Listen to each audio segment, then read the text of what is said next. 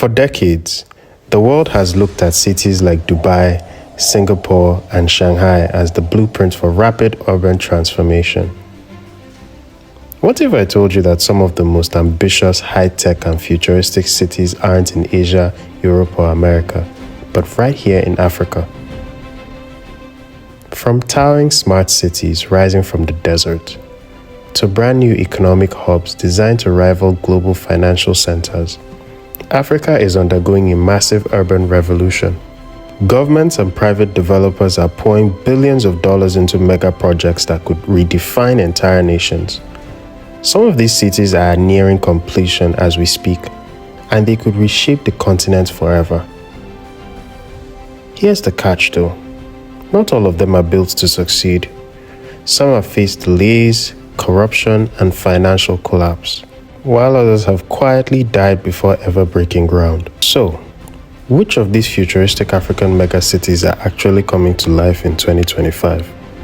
And which ones were doomed from the start? Let's dive in. Egypt's new administrative capital, NAC, is one of Africa's biggest and boldest urban projects. Sitting 45 kilometers east of Cairo, this city is supposed to be the future. Modern, sleek, and designed to handle over 6 million people.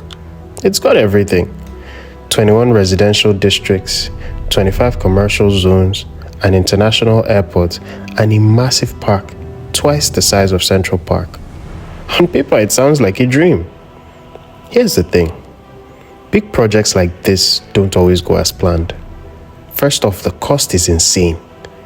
Egypt is pouring billions into this, and critics are asking, is this really what the country needs when so many people struggle with poverty? What do you think? The main new city is Egypt's attempt to turn its north coast into a futuristic hotspot. Designed to house over 3 million people, it's packed with high-end residential areas, tourist resorts, and cultural institutions.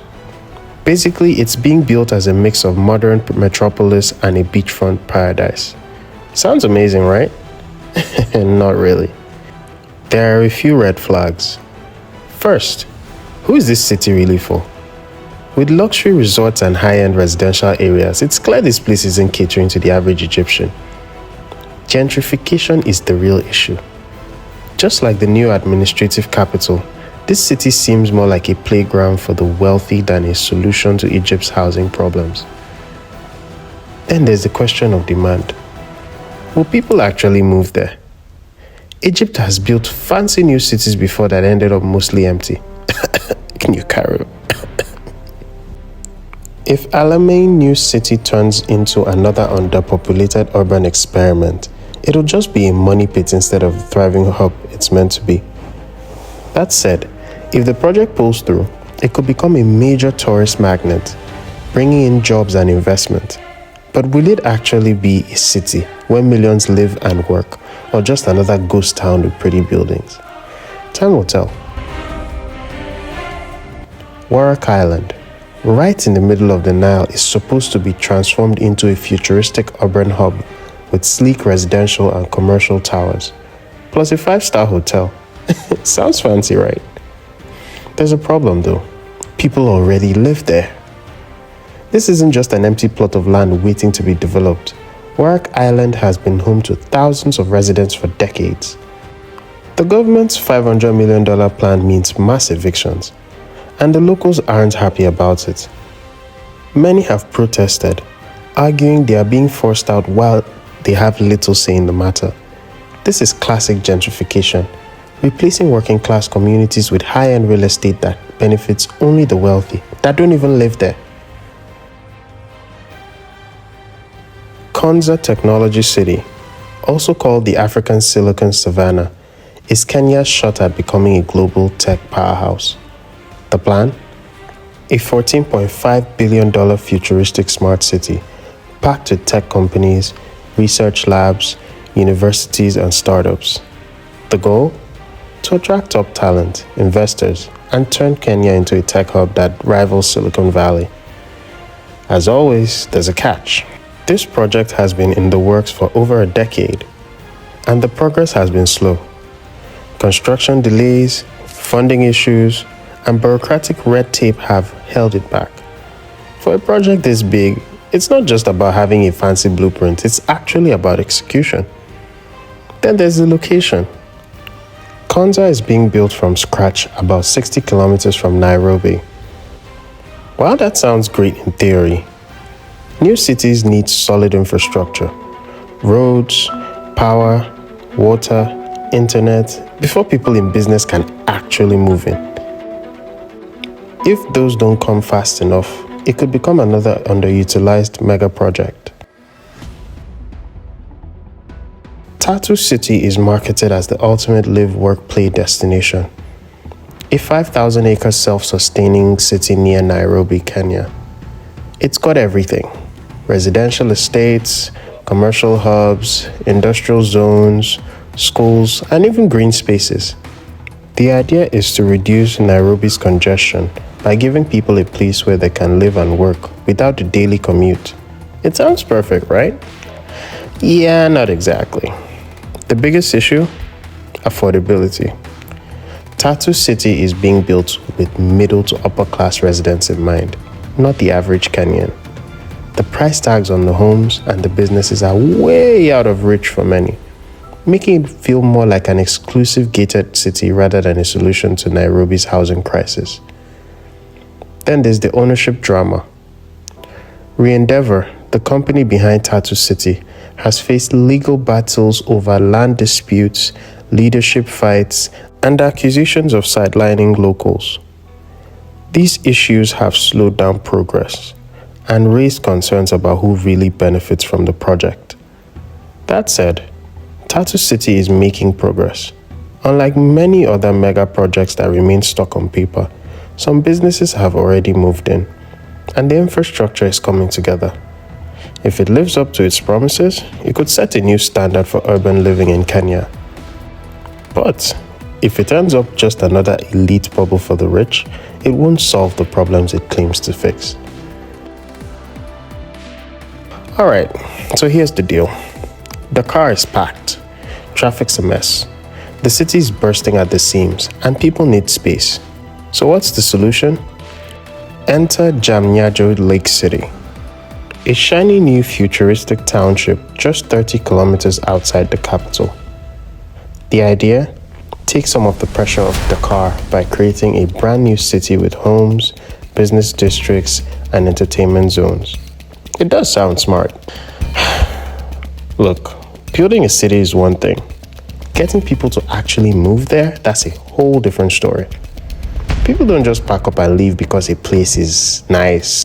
Jobs, schools, and communities keep people anchored where they are. Let's be real. When these fancy new cities pop up, they usually come with luxury housing and expensive office spaces. So who's really supposed to live here?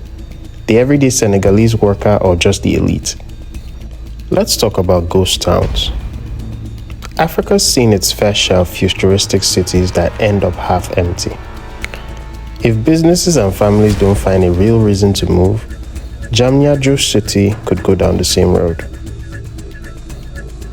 The musician behind Smack That and Lonely decided to go full-on visionary and announced the $6 billion futuristic city in Senegal. The goal? A Wakanda-style smart city powered entirely by renewable energy with high-tech buildings, luxury districts, and its own cryptocurrency, A-Coin. Because why not? It sounds insane, right? Well, that's because it kind of is. Here's the thing. Since its big announcement in 2020, not much has happened. The land was allocated, a flashy promo video was released, and there was a groundbreaking ceremony. But fast forward to today, and it's mostly just empty land. No skyscrapers, no tech hubs, nothing. And let's be real, $6 billion is a lot of money. Even established governments struggle to pull off projects this big. So how's Akon supposed to fund this? Investors? Donations? A miracle? It's all pretty unclear. Then there's the bigger question. Who is this city really for? The average Senegalese citizen? or just wealthy elites and international investors looking for a futuristic vacation spot? Look, if this somehow works, Econ City could put Senegal on the map for cutting-edge technology and renewable energy. But right now, it's looking more like a great idea with no real execution. Maybe one day it'll rise from the sand, but for now, it's just another overhyped dream that's struggling to become reality. Imagine an entire new city rising from the ocean, built on reclaimed land off the coast of Lagos. That's Atlantic City in a nutshell. It's supposed to be West Africa's financial hub, packed with luxury apartments, office towers, high-end malls, and a sleek new waterfront. The goal? To turn Lagos into a world-class business and tourism destination. It does sound impressive, but things kind of get tricky. First off, who is this city actually for? Eco Atlantic is all about luxury living, meaning the average Lagos resident won't even get close to affording it. Meanwhile, the rest of Lagos is dealing with overcrowding, poor infrastructure, and housing shortages. So instead of fixing existing problems, this just looks like an exclusive bubble for the ultra-rich. Now, credit where it's due. This project is actually happening. Unlike many African megacities that stay stuck on paper, Eco Atlantic is well underway, with businesses and residents slowly moving in. If it works, it could attract foreign investment and boost Nigeria's economy. The big question remains though, will this be a thriving new city for all, or just a billionaire's paradise while the rest of Lagos struggles? We'll see, won't we? Alaro City, a 200-hectare city-scale project in Lagos, backed by Rendeavor, the same guys behind Tatu City in Kenya. It's being built as part of the larger Lekki Free Zone and designed to be a mix of residential, commercial, and industrial spaces. Think modern homes, corporate offices, factories, and green spaces, all packed into one self-sustaining city. On paper, it does sound like a game changer. Lagos is overcrowded, traffic is insane, and the city needs better planned urban areas. Then there's the whole smart city hype. Developers love throwing around words like sustainable and tech-driven. But without proper infrastructure and affordable housing, it's just fancy marketing gimmick. Lagos needs real solutions to traffic, housing shortages, and economic disparity, not just another gated community for elites. That said, Alaro City is actually making progress. Some businesses have already set up shop, and the industrial part of the project seems to be moving faster than the residential side. If done right, it could create jobs and bring in investment. Centenary City, planned near Abuja, was supposed to be a futuristic hub celebrating Nigeria's 100th anniversary.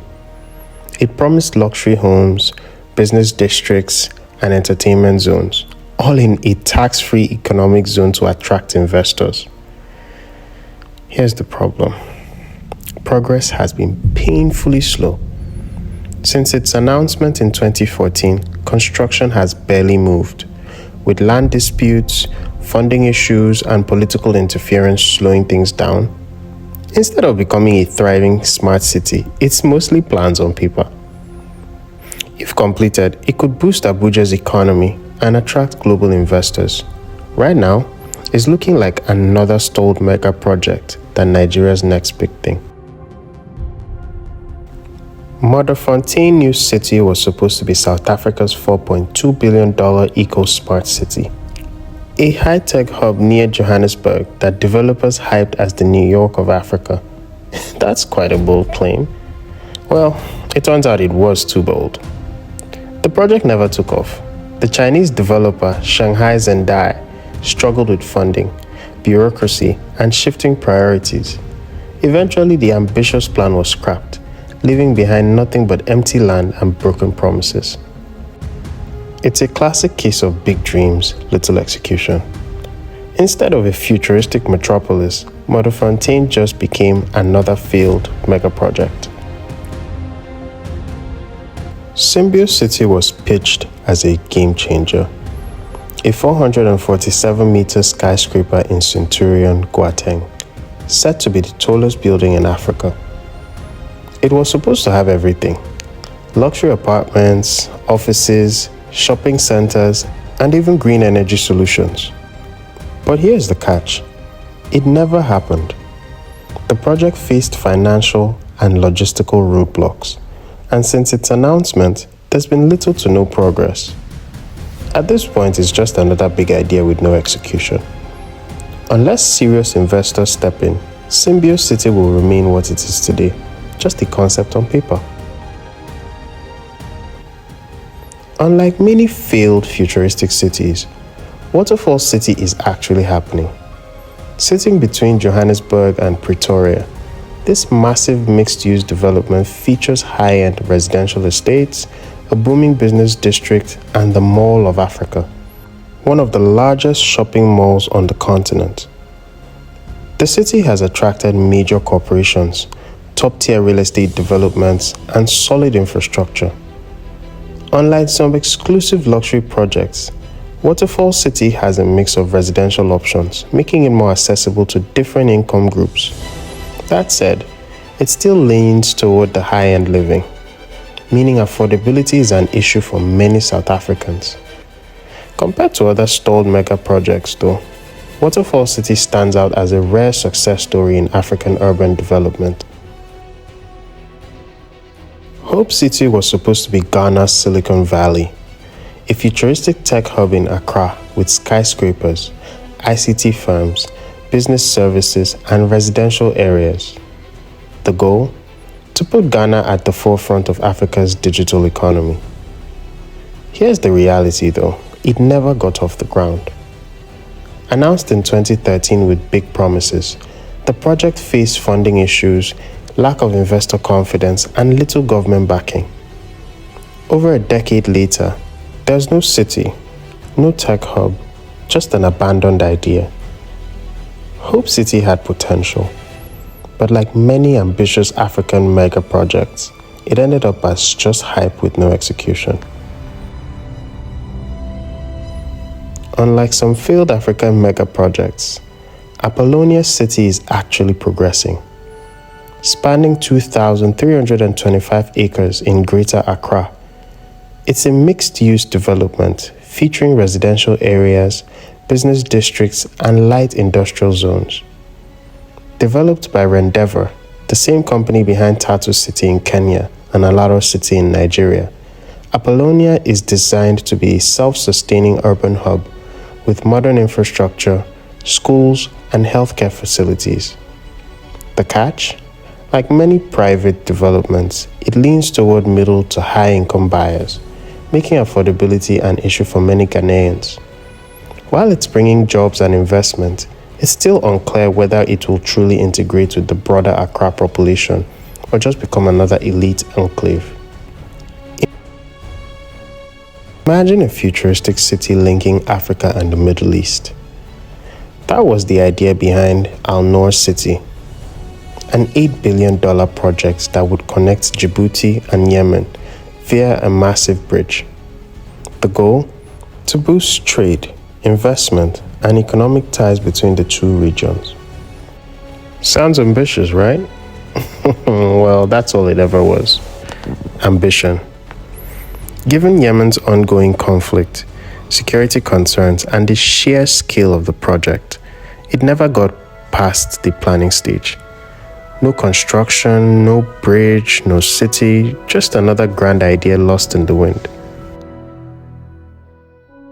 Cité du Fleuve is a bold project, built on reclaimed land in the Congo River. It aims to bring modern housing, business districts, and upscale living to Kinshasa. It's marketed as a luxury oasis in one of Africa's fastest growing and chaotic cities. Here's the issue though. Kinshasa struggles with the poverty, poor infrastructure and housing shortages issues. Instead of solving these problems, Cité de Fleuve caters to the wealthy, creating a bubble for the elite while the rest of the city deals with flooding and overcrowding. It's a functioning project, unlike many that never get built, but the question remains, is it helping Kinshasa grow, or just isolating the rich from the real struggles of the city? King City is another massive urban project by Rendeavour, covering 2,400 acres in Takoradi. The plan? A fully integrated city with residential areas, business districts, and industrial zones to support Ghana's growing economy. Unlike some stalled projects, King City is slowly making progress, with land being developed for housing and business. Here's the usual problem though, affordability. Like Rendeavour's other projects, Tatu City, Alaro City, Apollonia City, it's mostly targeted at middle and high-income buyers, leaving out a large portion of the local population. If done right, it could boost Ghana's economy and create jobs. But if it follows the same pattern as other private megacities, it risks being another isolated bubble for the wealthy, instead of a real solution to urban growth. Rwanda isn't playing around when it comes to tech, and Kigali Innovation City KIC is proof. This $2 billion project aims to turn Kigali into Africa's next big tech hub, hosting universities, biotech firms, startup, and major tech companies. Unlike many overhyped projects, KIC actually has government backing and real progress. Some universities and businesses are setting up shop, and Rwanda's pro-tech policies make it attractive to investors. The challenge? Scaling up. Rwanda is small, and while it's making waves in innovation, it still needs bigger global players to fully take effect to help it take off. If it succeeds, KIC could set the blueprint for other African countries by trying to build their own Silicon Valleys. Vision City, still in Rwanda, is the largest residential development in the country. Built to provide modern housing for Kigali's growing middle class, it features stylish homes, green spaces, and modern infrastructure, all aimed at creating a high-quality urban lifestyle. Here's the issue though. Guess? Affordability. While marketed for the middle class, the high price tags make it out of reach for many Rwandans. The project has struggled with slow sales, forcing developers to reconsider pricing and strategies. That said, Vision City is still one of the most developed residential projects in the region. If prices become more accessible, it could help reshape Kigali's housing market. Otherwise, it risks becoming another elite-only enclave in a city that still needs affordable housing. If there's one name shaping Africa's future cities, it's Rendeavour. With over 12,000 hectares of development across multiple countries, this Pan-African real estate giant is behind some of the continent's most ambitious urban projects. From Tatu City in Kenya to Apollonia City in Ghana, Rendeavour is redefining modern living and business in Africa. But the real standout success? Alaro City in Nigeria. Unlike many grand projects that remain stuck in the planning phase or cater only to the ultra-rich, Alaro City is thriving. Located in Nigeria's Lekki Free Zone, this mixed-use development is designed to support both businesses and residents. Companies are already setting up shop, modern infrastructure is in place, and the city is positioned in one of the fastest growing economic hubs in Africa. Lagos is expanding rapidly, and Alaro City is right in the heart of its growth. For investors, this isn't just another real estate opportunity. It's a chance to be part of Africa's next economic powerhouse.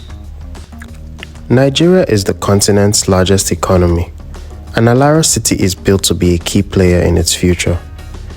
Whether you're a business looking for a strategic location or an individual seeking high-value property, now is the time to invest in Alaro City before demand skyrockets.